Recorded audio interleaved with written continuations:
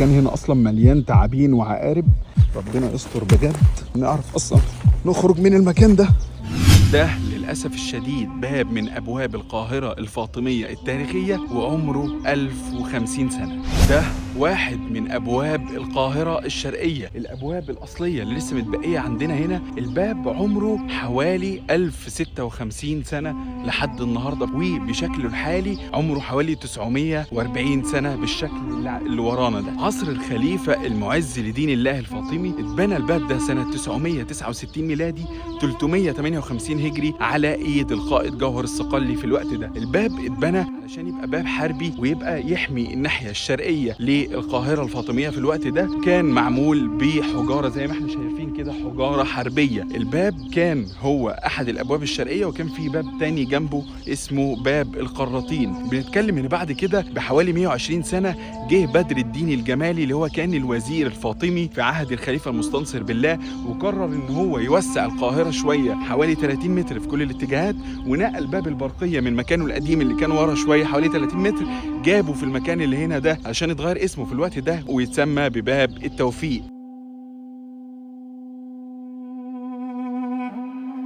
بنتكلم ان الباب ده اسمه باب البرقية لان الجماعة الفاطميين والجيش الفاطمي اللي جه من بلاد المغرب علشان يستوطن القاهرة بعد ما بناها قائد جوهر الصقلي، كان في الجيش الفاطمي مجموعة جنود من برقة في ليبيا، فكانوا بيلقبوا بالجنود البرقية. الجنود البرقية دول سكنوا هنا ورا الباب ده في المنطقة اللي ورا دي، كان السور طبعا مكمل كده، وهم سكنوا ورا الباب جنب الباب جوه في القاهرة اسمه باب البرقية نسبة إلى الجنود البرقية اللي كانوا في الجيش الفاطمي اللي كانوا ساكنين جنبه. الباب هو باب من أبواب القاهرة الفاطمية الثمانية، وواحد من البابين الشرقيين اللي موجودين في الناحية الشرقية اللي هو باب البرقية، والباب الثاني اللي موجود قدام شوية اللي هو باب القراطين.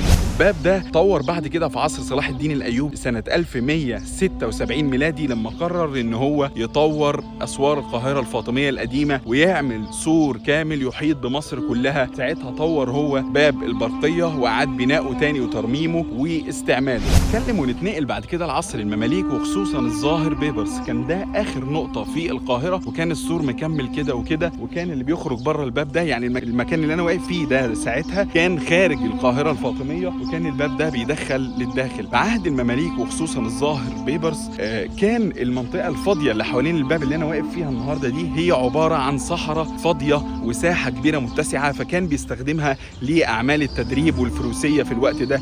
وفضلت السنة دي في عهد بيبرس وبعده مستمرة لحد عصر السلطان الناصر محمد بن قلاوون في سنة 1340 تقريبا، لحد ما هو وقف السنة دي ووقف أعمال الفروسية في الساحة اللي قدام الباب، علشان تتحول الساحة اللي قدام الباب اللي كان فيها التدريب والفروسية اللي بعد كده تتحول لجبانة. بدأت أهالي القاهرة تدفن موتاهم في المنطقة الخارجة اللي قدام الباب هنا، اللي هي كانت صحراء واسعة اللي هي معروفة النهاردة بقرافة المجاورين هنا قدامنا، لحد ما اتدفن فيها واحد من أعظم سلاطين الإسلام على الإطلاق، السلطان قايتباي بنفسه، مدفون هنا في قرافة المجاورين في المنطقة اللي قدامنا بعد كده.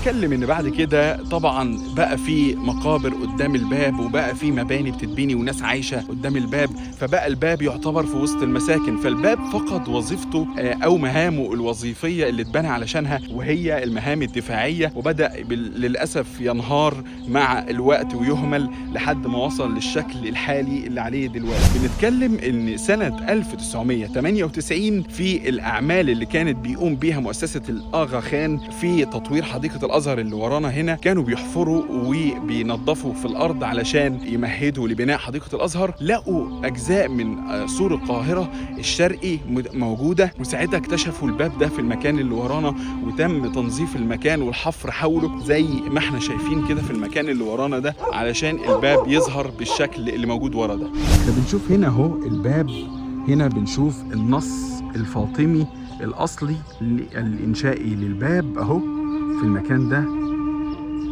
اهو. بنشوف النص التأسيسي للباب لسه باقي بالخط الكوفي الفاطمي الأصلي بتاعه في نفس المكان هنا على الباب، والباب متبقي منه تقريبا البوابة البسيطة قوي دي والباقي للأسف منهار على اليمين وعلى اليسار. لكن للأسف مع الوقت ومع الإهمال والأهالي هنا بيرموا زبالة بطريقة صعبة قوي في المكان ده، باعتباره حفرة وباعتباره مكان مش مهم، فهم بيرموا هنا زبالة دايما باستمرار. احنا لو شفنا هنا هنلاقي بواقي، يعني بقايا كراسي وبقايا اهي، بقايا كل حاجة، يعني كل حاجة وجزم واهي وكل حاجة موجودة هنا، وكلاب عايشة، منطقة خرابة حرفيا. بس المكان هنا اصلا مليان عقارب وتعابين، ربنا يستر بجد نعرف اصلا نخرج من المكان ده.